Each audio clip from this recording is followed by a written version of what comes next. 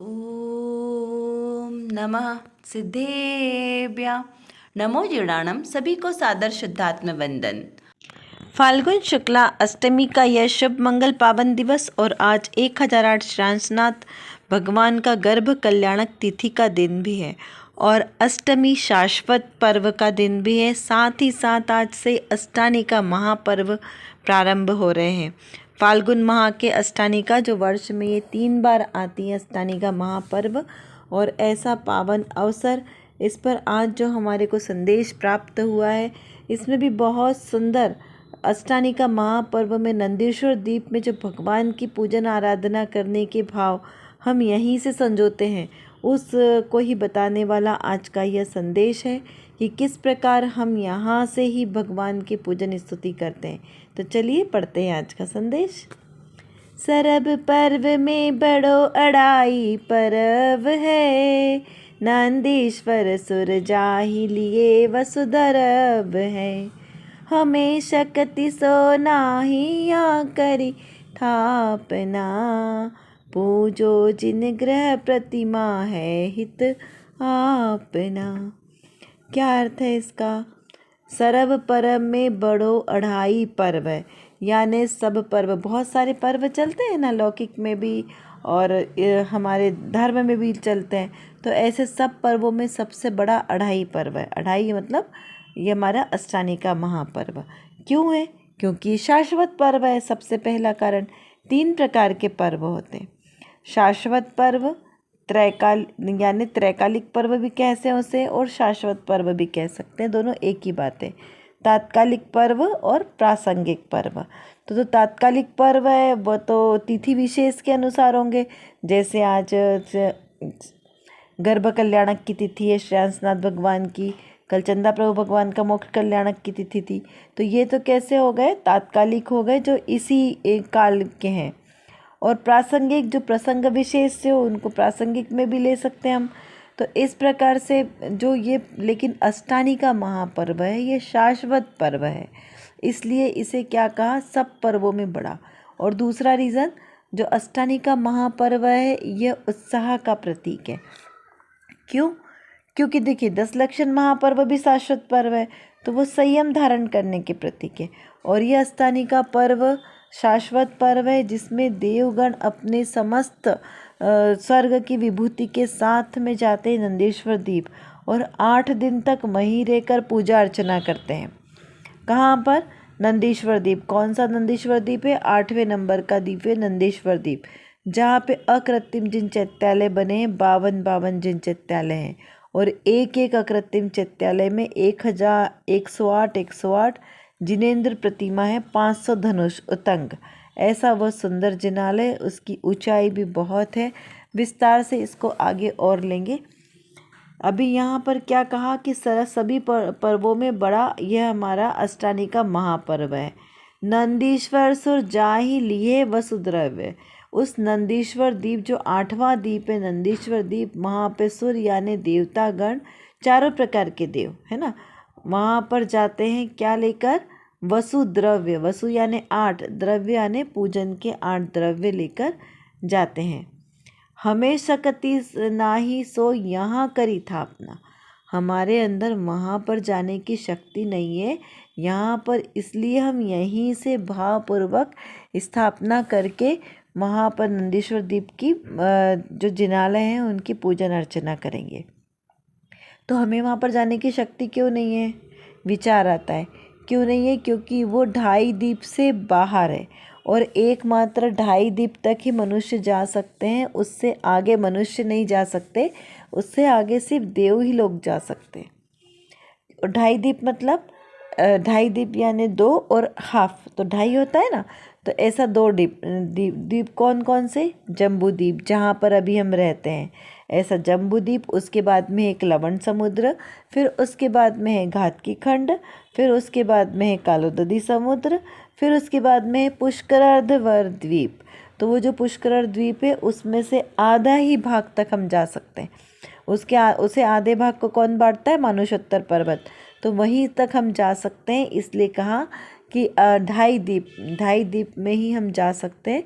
तो इसलिए हम यहीं से भावपूर्वक उन सभी चैत्यालयों की में विराजमान सभी वीतरागी अरहंत सिद्ध भगवंतों की हम यहीं से पूजन अर्चना करते हैं। तो जो वहाँ प्रतिमा जी में विराजमान है वो तो अरहंत अवस्था में विराजमान है, लेकिन वे सारे भगवान सिद्ध हो चुके हैं। तो इस प्रकार ढाई दीप की रचना का वर्णन भी और विस्तार से हम कभी समझेंगे। अभी यहीं से हम यहाँ पर भावपूर्वक वंदना करते हैं। चलिए अभी देखते हैं आज की रत्न कणिका में कौन सी विशेष बात है। यहाँ पर श्रोता ने प्रश्न किया है कि धर्म प्राप्त करने के लिए प्रथम क्या निर्णय करें। क्या प्रश्न है कि धर्म प्राप्त करना है तो पहले निर्णय क्या करें। तो उसका उत्तर स्वरूप यहाँ पर बताया है कि त्रिकाली द्रव्य के आश्रय से ही धर्म होता है, ऐसा प्रथम निर्णय करना चाहिए, जिससे परलक्षी भाव की अनुमोदना ना हो। प्रथम श्रद्धान ज्ञान सम्यक होते हैं और बाद में सम्यक चारित्र होता है। तथापि क्या करें, तो लोग बाह्य क्रियाकांड में चढ़ गए हैं, इसीलिए उन्हें कठिन लगता है। आत्म स्वभाव से तो प्रभु है, क्षण में पलट जाएगा। एक क्षण की भूल है, वह एक क्षण में टल सकती है। इस प्रकार यहाँ पर समाधान दिया है कि प्रथम करने योग्य क्या क्या कार्य है, कि सबसे पहले जो अपने त्रिकाली द्रव्य स्वभाव है उसका आश्रय लेना है। अपने त्रिकाली शुद्ध स्वभाव की श्रद्धान करनी है, क्योंकि श्रद्धान ही सम्यक्त है। जब तक हमें श्रद्धान नहीं होगा कि मैं त्रिकाली शुद्ध द्रव्य हूँ, तब तक कोई भी क्रिया कार्यकारी नहीं होगी। यहाँ क्या बताना चाहते हैं कि सबसे देखो, लौकिक में जब हम कोई कार्य करते हैं, कोई प्लानिंग करते हैं, हमें हमारे घर में कोई विवाह का प्रसंग हो या हमने कोई बड़ा अनुष्ठान किया हो, आयोजन किया हो, शिविर लगाना हो, तो क्या करेंगे, सबसे पहले एक प्लानिंग करेंगे कि प्लानिंग में हमें करना क्या है। पहले ये तो विचार करेंगे ना, करना क्या है, फिर उसका बजट बनाएंगे, फिर किन किन लोगों को आमंत्रित करना है, वो सब चीज़ें करेंगे, है ना। तो ऐसे ही जब हमें धर्म धारण करना है, मोक्ष प्राप्त करना है, सच्चा सुख प्राप्त करना है, तो पहले निर्णय तो करें कि सच्चा सुख जिस वस्तु की हमें प्राप्ति करनी है वो है कहाँ। अरे मार्केट में हम कोई वस्तु खरीदने जाते हैं तो हम किसी भी दुकान पे जाके खरीद लेते हैं क्या? नहीं, पहले निर्णय करते हैं ना कि ये वस्तु है किस जगह पे मिलेगी, फिर किस जगह में भी कौन सी शॉप पे अच्छी वस्तु मिलेगी, है ना। बहुत सारी मार्केट में शॉप है, किसी का माल अच्छा है, किसी का अच्छा नहीं है, किसी की डिज़ाइन अच्छी है, कहीं नहीं भी अच्छी, किसी के रेट हाई है। तो हम पहले निर्णय करते हैं ना कि कहाँ से हमें वो वस्तु खरीदनी है। तो उसी प्रकार जब आत्मा की बात आती है तो हम वहाँ पर क्यों निर्णय पहले नहीं करते। लौकिक में तो हम बहुत ही पारंगत हैं, बिल्कुल चतुर, तो वहाँ पर हम हर चीज़ सोच विचार कर करते हैं। लेकिन जहाँ धर्म भाग की बात आती है तो वह चाहे जहाँ जाकर अपना नारियल क्यों फटक देते हैं। तो यहाँ पर कहा कि धर्म जब ऐसा आत्मिक सुख चाहिए, शाश्वत सुख चाहिए, तो पहले निर्णय करो कि ये शाश्वत सुख है कहाँ, क्या इस संसार में है या संसार से बाहर मेरी आत्मा में है, कहाँ है ये सुख। तो उस सुख का पहले निर्णय करो कि सुख कहाँ है, फिर उसकी प्राप्ति कैसे करेंगे, उसकी प्राप्ति कहाँ। तो फिर जिन लोगों ने वो प्राप्त कर लिया है उन लोगों का विचार करो कि किन लोगों ने ऐसा सुख प्राप्त कर लिया है, तो उन लोगों ने कौन सी रीति अपनाई, कौन सा उन्होंने टेक्निक लगाई और किस टेक्निक से उन्होंने से सुख की प्राप्ति करी। तो सेम वही प्रोसेस हमको करनी है। तो वो प्रोसेस को फिर उस प्रोसेस पे चलेंगे तब हमारा कार्य सिद्ध होगा। तो अभी तक अनंत जितने सिद्ध हो गए हैं और जो होंगे और जो हो रहे हैं, इन सब ने एक ही पद का अनुसरण किया है। तो उसी पद पर हमको अनुसरण करना है। कौन सा पद? उन्होंने अपने त्रिकाली ध्रुव स्वभाव की महिमा कह दी है, उसका निर्णय किया है कि इस त्रिकाली ध्रुव के आश्रय से ही धर्म की प्रकटता होगी और मेरे को सच्चा सुख प्राप्त होगा। तो अब निर्णय में क्या करना है कि मेरे इस त्रिकाली ध्रुव के आश्रय से ही सुख है। फिर जिसके पर लक्ष्य की अनुमोदना न हो, जिससे किससे पर लक्ष्य की अनुमोदना न हो, यानी मतलब पर भावों का जिसमें कोई भी उसकी अनुमोदना ना हो, मतलब वो भाव को हम आदरणीय ना माने।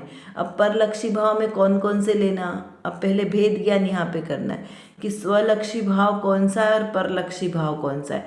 स्वलक्षी भाव में आत्मा की ही अनुभूति होगी कि एकमात्र मैं हूँ। मैं कैसा हूँ? मैं शुद्ध हूँ, त्रिकाली हूँ, अखंड हूँ, ध्रुव हूँ, पर द्रव्यों का कर्ता मैं नहीं। ऐसा एकत्व भावना का चिंतन, वो होगा हमारा स्व का चिंतन। अब परलक्षी भाव में आ जाएगा मेरे आत्मा के अलावा सभी परलक्ष्य, मेरे आत्मद्रव्य के अलावा सभी कैसे हैं? पर है, कोई भी कार्यकारी नहीं है। अब पर में किस किस को लेना? मेरी आत्मा के सिवा अन्य जीव द्रव्य भी पर आ जाएंगे। तो ये सब का चिंतन, इन सब का जो बोलते हैं ना अवलंबन, ये कोई कार्यकारी नहीं है, एकमात्र आत्मा का अवलंबन। पर्याय दृष्टि नो, भेद रूप कल्पना वो भी नो, ये सब परलक्षी भाव है। दुकान, मकान, मोह, राग, द्वेष के भाव, घर, शरीर, ये सब कैसे हैं? परलक्षी हैं। तो इनकी अनुमोदना नहीं करना, इनके आश्रय से इनको सुखी करने से सुख की प्राप्ति नहीं होगी, ये निर्णय रखना है। इनको सुखी करने से यानी 5 इंद्रिय के विषयों से सुख की प्राप्ति कभी नहीं हो सकती, क्योंकि वहाँ पे सुख है ही नहीं। संसार में सुख है नहीं, धन पैसा रुपया, यहाँ पे सुख नहीं है। इसलिए ये सब परलक्षी भाव है, इनको यहाँ अपने मतलब बोलते हैं ना निर्णय उससे हटाना है कि ये सब नहीं करना है। तो फिर प्रथम क्या करना है? श्रद्धा ज्ञान सम्यक करना है। और ये सम्यक कैसे होंगे? कोई मेहनत नहीं करनी है, सिर्फ अपनी दृष्टि बदलनी है। तो सच्ची श्रद्धा होगी तो सारा सब कुछ श्रद्धान सच्चा ही हो जाएगा, क्योंकि ऑलरेडी वो तो वैसे भी ज्ञान तो सच्चा ही होता है, ज्ञान कोई मिथ्या होता नहीं है। लेकिन जब हम पर लक्ष्य की ओर जाते हैं तो हमारा वो ज्ञान मिथ्यात्व का नाम पाता है, होता नहीं है, उसका उस पर आवरण आ जाता है। जैसे सूर्य के सामने यदि बादल आ जाते हैं तो उस पर ग्रहण कहने में आता है, सूर्य कोई ढकता नहीं है, तो उसके आगे बादल आने से ग्रहण लगता है, लेकिन बादल के हटने से तो सूर्य ज्यों का त्यों प्रकाशित हो रहा है ना। ऐसा ही मेरा आत्मा मात्र विपरीत श्रद्धान करने से मिथ्यात्व अवस्था में गया है, लेकिन जैसे ही दृष्टि पलटी, हमने अपने स्वभाव पर दृष्टि रखी, तो सारा का सब कुछ कैसा हो गया? सम्यक्ति हो गया। तो वो जो ज्ञान है वो भी कैसा? सहज ही सम्यक्त हो गया। जो उस रूप आचरण हुआ वो भी कैसा हुआ? सहज ही सम्यक्त हुआ। तो इस प्रकार जितने भी परलक्षी भाव है उन सब से अपना लक्ष्य हटा के एकमात्र अपने निःशुद्धात्म तत्व पर लक्ष्य रखना है। सभी चेतन अचेतन द्रव्य, हमारा शरीर आदि जो एक चित्रावगाह रहता है, वो भी मोह राग द्वेष के भाव, एक समय की निर्मल केवल ज्ञान की पर्याय भी मेरी नहीं है, वो भी परलक्षी है, तो उसका भी विचार नहीं। तो ऐसा एकमात्र त्रिकाली शुद्ध आत्मा पर चिंतन रखना, उसका निर्णय करना, यही सम्यक्त, और इसी के आश्रय से धर्म प्रकट होता है। अन्य किसी आश्रय से धर्म प्रकट नहीं होता है।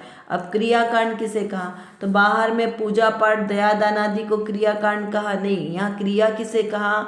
कि जो सच्चा स्वरूप आत्मा का ना जानकर विपरीत श्रद्धान किया और विपरीत श्रद्धान में धर्म माना, तो उसको क्रियाकांड कहा। कि लोग बाह्य क्रियाकांड में क्या करते हैं? बहुत सारी पूजा पाठ कर लिया, अभिषेक कर लिया, शांति धारा कर लिया, गरीबों को दान दे दिया, तो उसमें क्या कह लिया? मंदिर बनवा लिया, तो हम बहुत धर्मात्मा हो गए। तो ये क्रियाकांड है। पहले ऐसा नहीं कहा कि ये करना नहीं है, कार्य तो करना है, शुभ कार्य, लेकिन इसमें धर्म नहीं मानना। और क्या कहा कि पहले जिसे सम्यक श्रद्धान हो गया अपने त्रिकाली शुद्ध स्वभाव का, तो ज्ञान सम्यक हो गया। अब उस रूप जो भी आचरण करेंगे वो सब सम्यक तो होगा। पानी छानना, रात्रि भोजन का त्याग, नित्य देव दर्शन करना, ये श्रावक के विवेक रूप कार्य है, श्रावक के आवश्यक क्रियाएं हैं। तो इसको क्रियाकांड नहीं कहना, लेकिन इसमें धर्म मानना वो क्रियाकांड है। क्या कहा? बहुत सूक्ष्म बात है। क्रिया, ये जो क्रिया है इसको क्रियाकांड नहीं कहा, ये तो करना ही करना है, क्योंकि ये तो हमारा मूल गुण है ना, लेकिन इसमें धर्म नहीं मानना है। देखिए अभी हमें ये मानना बड़ा कठिन लगता है कि ऐसे कैसे कि करे भी नहीं और माने भी कि कि ये क्रिया करना भी है और उसमें क्रिया में कर्ता मानना भी नहीं है, बड़ा कठिन कार्य लगता है। तो ऐसा कठिन क्यों लगता है? क्योंकि हम अपने आत्म स्वभाव को नहीं जान रहे ना, इसलिए। क्योंकि आत्मा का स्वभाव कैसा है? अकर्ता स्वभावी है। जब हम अपने आत्मा को अकर्ता स्वभावी जानेंगे, मात्र ज्ञाता दृष्टा अनुभव करने लगेंगे, तो ये सारी चीज़ें हमें सहज लगेगी। क्योंकि मैं बना बनाया प्रभु हूँ ना, भगवान की तरह। तो जब भगवान की तरह है तो भगवान अकर्ता स्वभावी है ना हमारे, तो फिर मैं कर्ता कैसे हो सकता हूँ? तो जब हम ऐसी चिंतन धारा को बढ़ाएंगे तो दृष्टि हमारी सहज ही पलटेगी और एक क्षण मात्र में वो भूल टल सकती है।